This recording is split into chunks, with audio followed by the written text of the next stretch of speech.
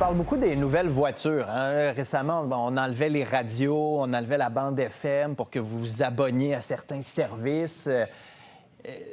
Une façon de rentabiliser les achats, là, il y a comme un autre niveau. Peut-être que vous ne le saviez pas, mais de plus en plus, ces voitures intelligentes vous écoutent et vous connaissent mieux que votre conjoint. Article ce matin vraiment intéressant, pour ne pas dire inquiétant. Voici quelques faits qui m'ont marqué là-dedans. Ford prévoit diffuser des publicités ciblées, donc dans cette nouvelle forme d'écoute, à partir des conversations captées dans le véhicule. Vous avez faim? On va vous envoyer des publicités de nourriture. Nissan et Kia ont mentionné qu'ils récoltent des données sur la vie sexuelle ou l'activité sexuelle. Autre fait intéressant aussi, ça vaut cher, ces données-là. Entre 1 et 16 de l'heure. Pour en parler, Maxime Doré, co-directeur général à l'Union des consommateurs, qui est derrière cette étude. Monsieur Doré, bonjour. Bonjour. J'ai fait le saut ce matin, je dois vous admettre. Là, des fois, on est un peu parano puis on se demande si notre téléphone ou notre télé nous écoute. Là, dans l'auto, ces nouvelles autos intelligentes le font ou vont le faire. Je suis content d'entendre que vous avez fait le saut parce qu'effectivement, c'est notre objectif d'alerter les consommateurs pour être bien sûr qu'ils soient conscients de ce qui les attend quand ils embarquent dans leur véhicule.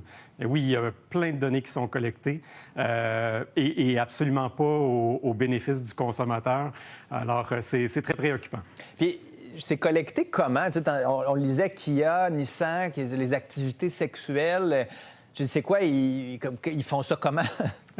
Bien, en fait, il y a plein de capteurs, évidemment, dans un véhicule de nos jours. Il y a autant des caméras qui sont à l'intérieur du véhicule, qu'on pense à la caméra de recul, ou les autres caméras qui sont là pour, par exemple, vous avertir si vous allez faire un virage et qu'il y a un véhicule dans votre angle mort. Ouais. Donc, bref, il y a plein de caméras, mais il y a également, et ça a été mentionné, des micros pour être capable de, oui, donner des commandes au véhicule ou à votre par exemple, votre système interactif, là, votre console aujourd'hui qui prend de plus en plus de place dans le tableau de bord.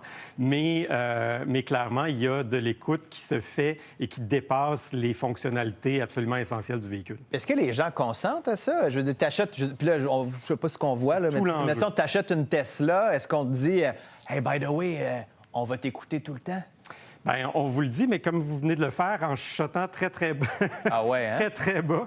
En fait, oui, il y a cette information-là qui est transmise aux consommateurs. Bien souvent, ça peut être soit dans le contrat de vente ou alors, quand la personne utilise son véhicule pour les premières fois dans le tableau de bord, on va lui demander est-ce que vous consentez au renseignement à la récolte des renseignements personnels.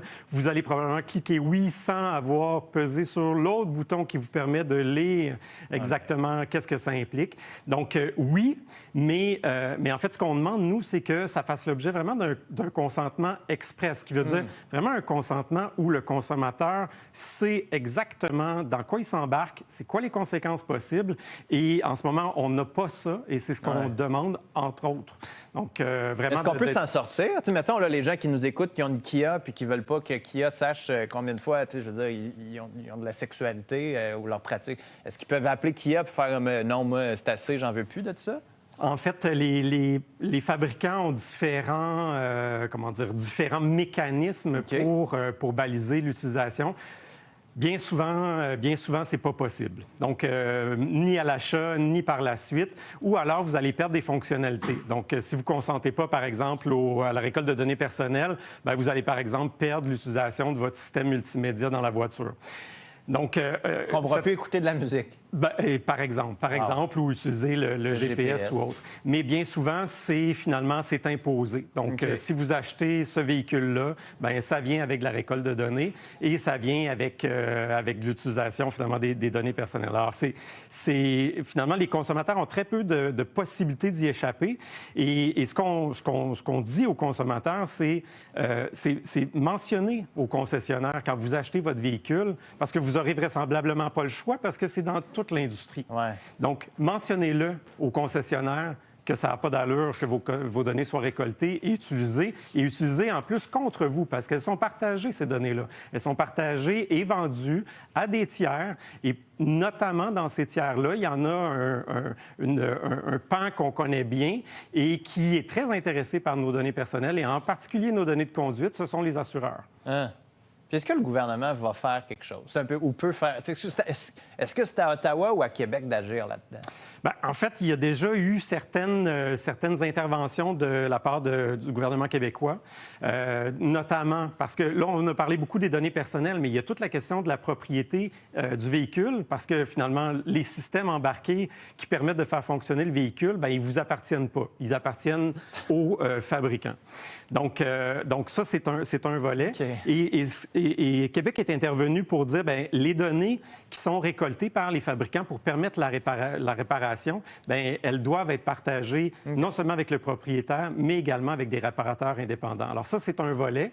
Et puis l'autre volet, effectivement, il y a beaucoup qui repose entre les mains d'Ottawa sur le balisage de qu'est-ce qui est imposé aux consommateurs et qu'est-ce qui est permis en termes d'utilisation des données personnelles. Donc, de ce côté-là, il y a 2 chiens de garde. Il y en a un à Québec, il y en a un à Ottawa. Mais clairement, les législatures là, doivent se pencher sur ces questions-là. On va espérer faire un suivi là-dessus. M. Doré, merci d'avoir été là.